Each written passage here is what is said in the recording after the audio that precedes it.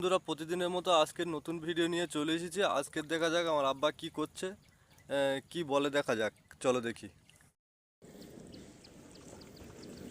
মুখটা দিয়ে ঘুরে ধরো।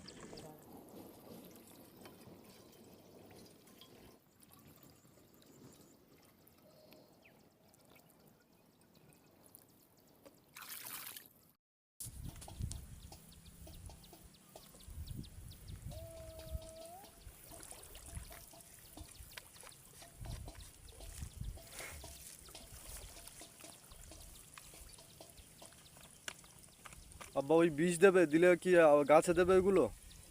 এই বিভিন্ন লেদা পোকা লেগেছে, তোমার ছত্রাক লেগেছে, বিভিন্ন পোকা লেগে তার জন্য বীজ দিচ্ছে। বিষে পোকা কাজ হবে, মরে যায় পোকা, আবার সবজি হবে। আর এই ড্যামে আছে তোমার মেশিন নেই, মোটরের মেশিন নেই? এই তো হাত দিয়ে টানতে কষ্ট হয়।